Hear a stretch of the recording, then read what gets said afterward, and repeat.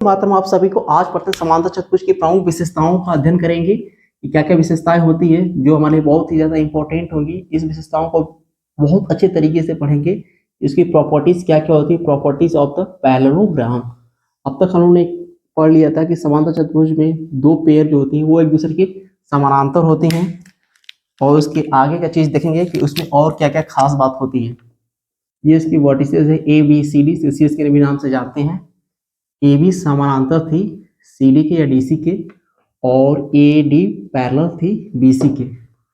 ये चीज हम लोगों ने अभी तक सीखी थी। अब इसके बाद हम पढ़ेंगे कि इसकी सम्मुख भुजाएं भी आपस में बराबर होती हैं, अर्थात ए बी इक्वल है किसके, डी सी के, और यह जो बचे हैं ए डी इक्वल होगा किसके, बी सी के।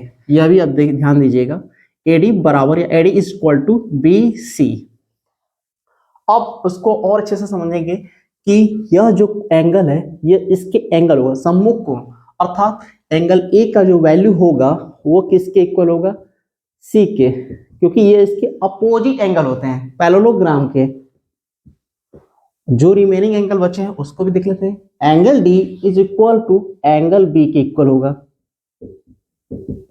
ये देखिए, ये दोनों समूह को या वर्टिकल ऑपोजिट एंगल कहलाते हैं पैरेललोग्राम के।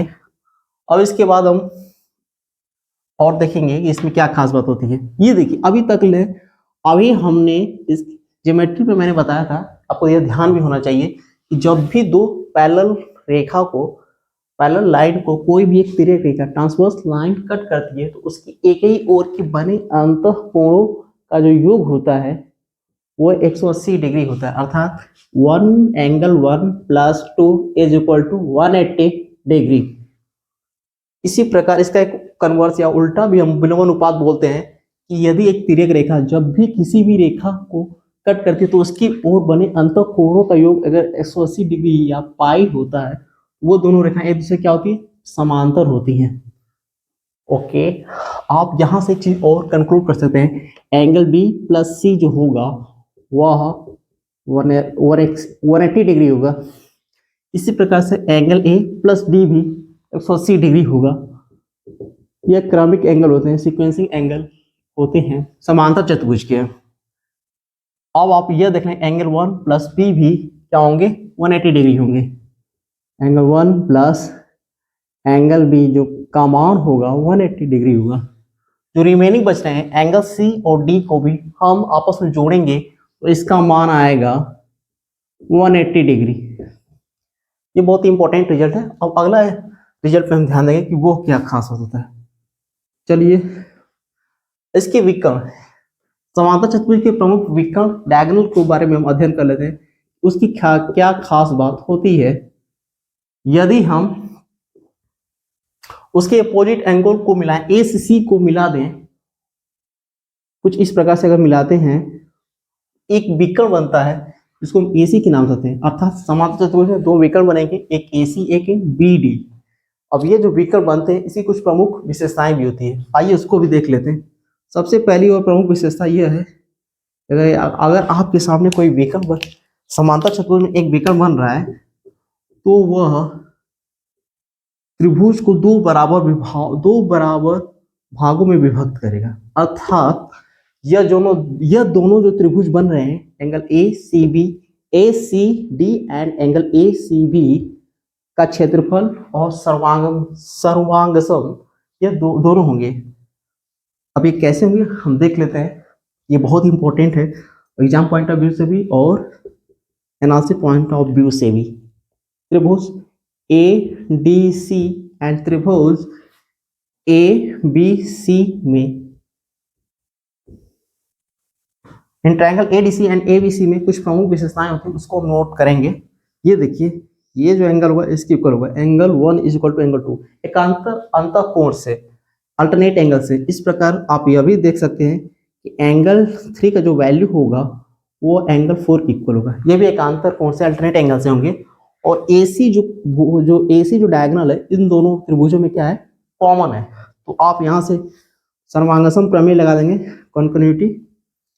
आप यहां से angle 1 is equal to angle 2 and ये एकांतर अंतःकोण से हो गया। एंड AC जो है कॉमन है, ओवेनिस्ट है, और यहाँ से एंगल 3 का जो angle 3 is equal to angle 4।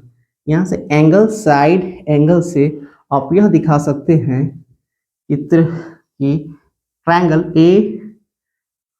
ADC समवांगसम होगा ट्रायंगल BCA के। ओके, क्योंकि यह एंगल इसके अपोजिट एंगल है, सम्मुख कोण है। अब यहाँ से यह जो रिजल्ट आया है यह बहुत ही इंपॉर्टेंट रिजल्ट है। अब हम आगे देखते हैं। अभी तक हम यहाँ पे पहुंचे। अब अगला चीज बहुत इंपॉर्टेंट है कि इसका एरिया और इसका एरिया भी आपस में क्या होगा, बराबर होगा। इसको भी हम देख लेते हैं। त्रिभुज एरिया ऑफ द त्रिभुज ADC is equal to area of the त्रिभुज BCA।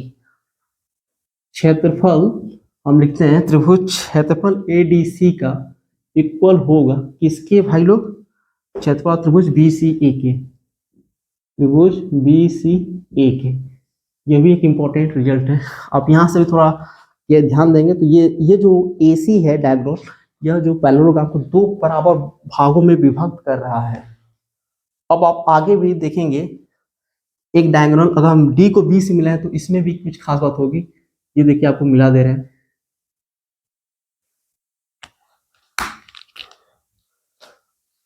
ABCD में हम लोगों ने क्या किया है,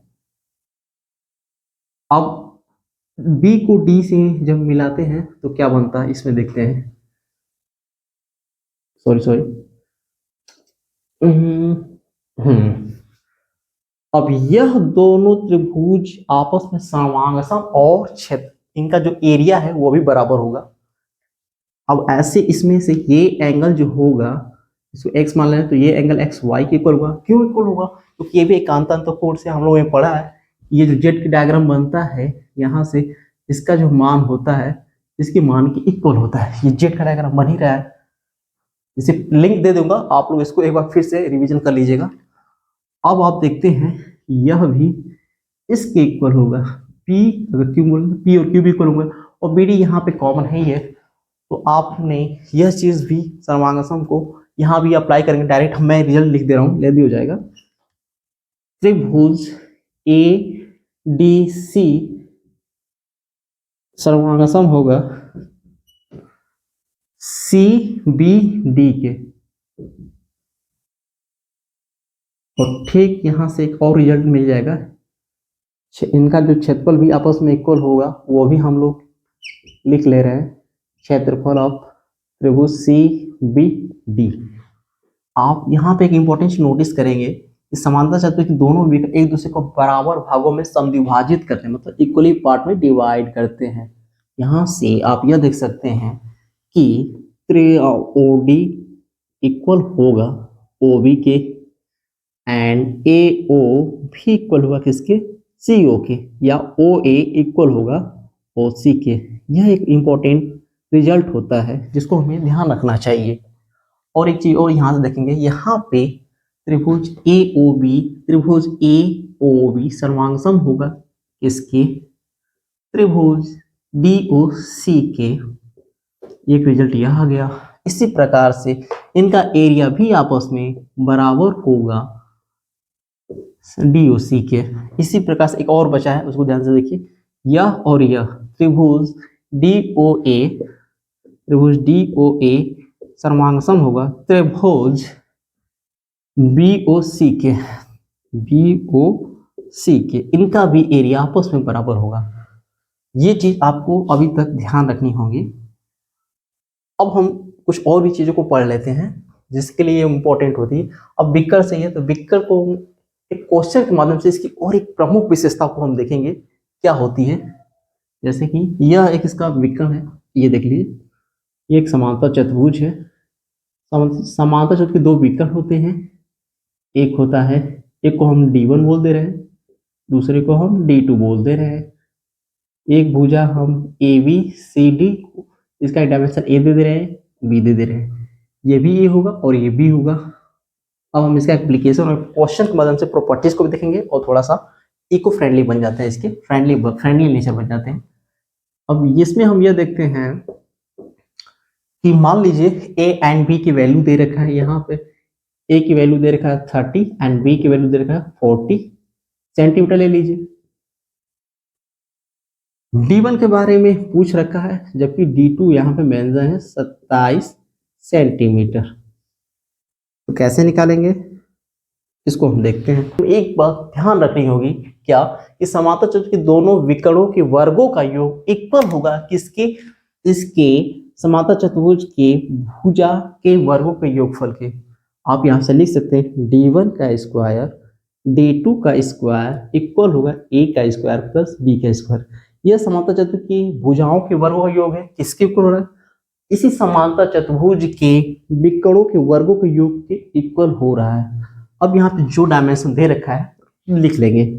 D1 का स्क्वायर हमें D1 फाइंड ही करना है। चलिए D2 दे रखा है 27 का वर्ग A square plus B square 30 centimetre and 40 का स्क्वायर।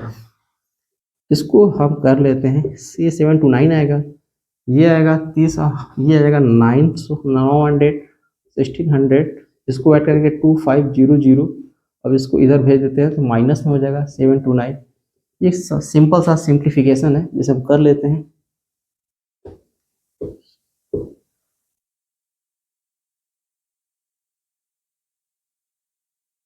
कितना आ जाएगा, ये D1 का स्क्वायर D1 ये अंडर रूट में आ जाएगा।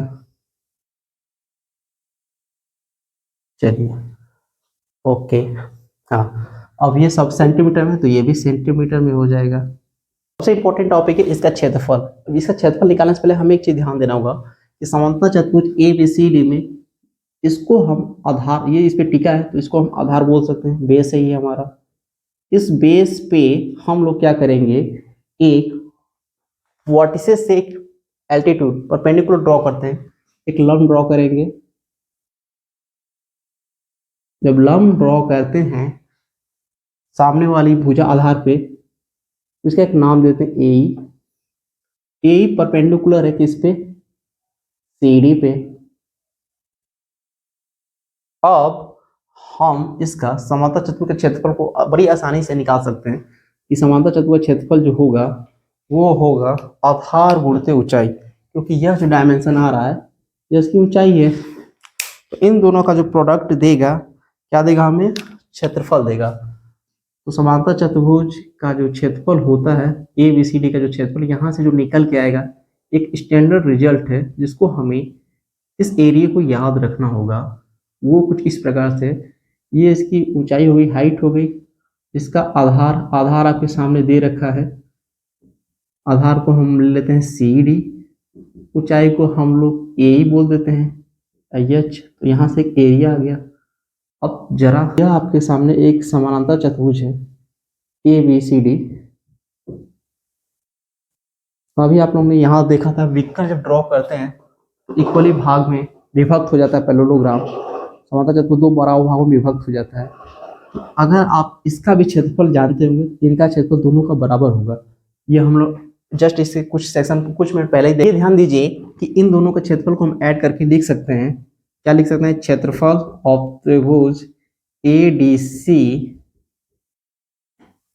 प्लस क्षेत्रफल ऑफ त्रिभुज ABC इक्वल होगा, किसके इक्वल होगा भाई लोग, अभी हम इस क्षेत्रफल के इक्वल होगा, समांतर चतुर्भुज ABCD के क्षेत्रफल के इक्वल होगा यहाँ से। अब यह दोनों क्षेत्रफल आपस में क्या है, इक्वल है। तो आप यह भी लिख सकते हैं कि क्षेत्रफल 2 टाइम्स ऑफ द क्षेत्रफल त्रिभुज ADC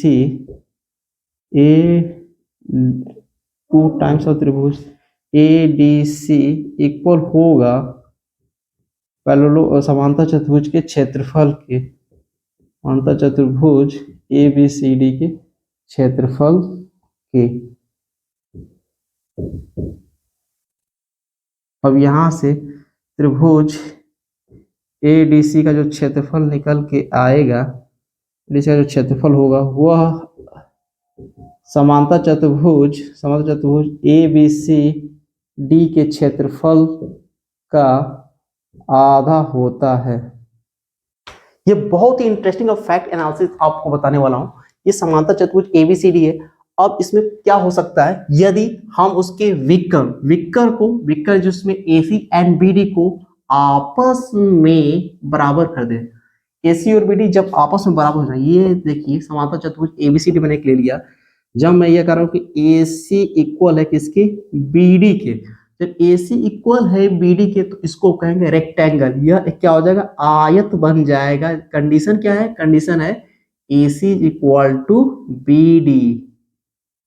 जब दोनों विकर्ण, इसके जो विकर्ण AC एंड BD विकर्ण है, यदि दोनों विकर्ण एक दूसरे को परपेंडिकुलर बराबर भागों में विभक्त करते हैं तो क्या हो जाएगा, उसको हम बोल देंगे समचतुर्भुज, रोम्बस बोल देंगे। जब विकर्ण हमारा AC एंड BD एक दूसरे को यहाँ पे परपेंडिकुलर इंटरसेक्ट करते हैं तो वो क्या हो जाएंगे, यू बन जाएगा रोम्बस, समचतुर्भुज बन जाएगा, समचतुर्भुज बन जाएगा। अब जब हमारे विकर्ण AC एंड BD बराबर भी हो और एक दूसरे को समद्विभाजित एक दूसरे को परपेंडिकुलर विभक्त भी करते हैं, ठीक है, और कहा है AC और BD विकर्ण बराबर भी हैं और एक दूसरे को 90-90 डिग्री पे इंटरसेक्ट भी करते हैं, तो आप समझ ही सकते हैं ये वर्ग होगा, स्क्वायर होगा, ये वर्ग बन जाएगा। सबसे इंपॉर्टेंट, हम समांतर चतुर्भुज को कब समलंब ट्रेपेजियम बोलते हैं उसको देखेंगे।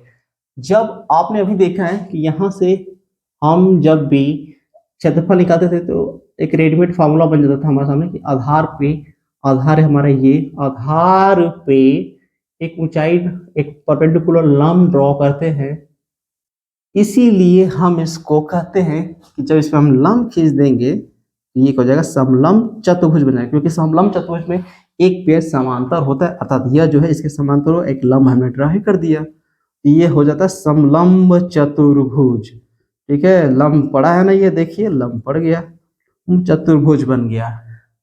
अब यहाँ तक बात क्लियर है। एक प्यारा सा क्वेश्चन कर लेंगे जो बहुत इंपॉर्टेंट है, और इसमें हम यह देखते हैं कि देखिए क्वेश्चन ये है, इसी आपके सामने एक समांतर चतुर्भुज ABC दे रखा है जिसका आधार आपको बता रखा है। आधार कितना है, आधार आपका है 50, अर्थात CD की जो ऊंचाई है, CD के जो डायमेंशन दे रखा है 50 सेंटीमीटर, और समांतर चतुर्भुज ABCD का क्षेत्रफल दे रखा है।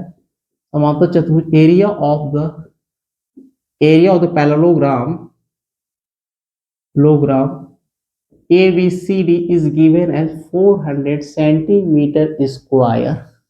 Then what is the height of the parallelogram? आपसे पूछा है इसकी ऊंचाई क्या है, अर्थात H का डायमेंशन पूछा है, जबकि बेस दे रखा, बेस का मान दे रखा है 50 सेंटीमीटर, और आपको बारे में पूछ रखे हैं कि आप ऊंचाई बताइए, तो आप कैसे लगाओगे? आपको पता है कि समानांतर चतुर्भुज का जो क्षेत्रफल होता है वो इक्वल होता है आधार गुणित ऊंचाई। अब यहाँ पे डाटा को फीड कर दीजिए यूनिट को ध्यान में रखते हुए, अन्यथा मिस्टेक होने के चांसेस बन जाएंगे। ये रहा 50 सेंटीमीटर, आधार ऊंचाई आपको ज्ञात ही करना है।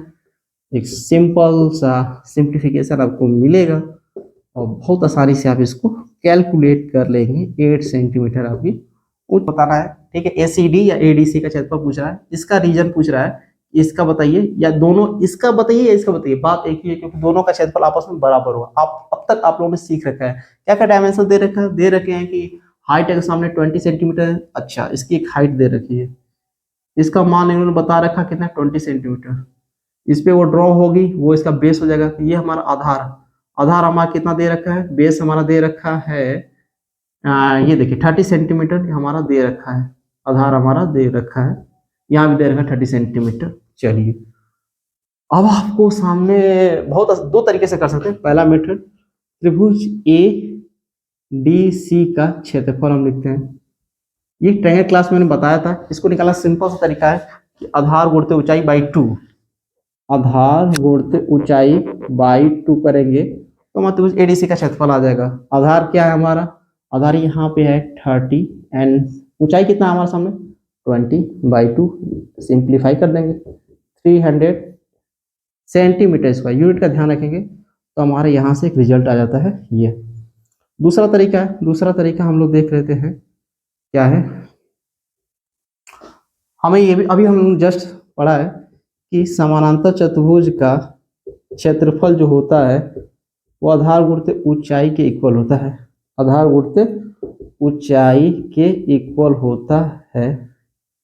अब यहाँ से आपके सामने एक आधार दे रखा है कितना 30 × 20, यहाँ से सिंप्लीफाई करते हैं तो 600 सेंटीमीटर आ ही जाएगा। अब आपको पता है समांतर चतुर्भुज जो क्षेत्रफल होता है वो इक्वल होता है किसके, त्रिभुज ऑफ द समांतर चतुर्भुज, हाँ ये होता है इक्वल किसके होता है, ADC के त्रिभुज के दुगना होता है, एरिया ऑफ त्रिभुज ADC का क्षेत्रफल का 2 टाइम्स होता है। ठीक है, तो आपको ये दे रखा है तो यहाँ से 2 को इधर भेज देंगे तो यहाँ से एरिया ऑफ त्रिभुज ADC भी निकाल सकते हैं। 600/2 करेंगे तो 300 सेंटीमीटर स्क्वायर आएगा।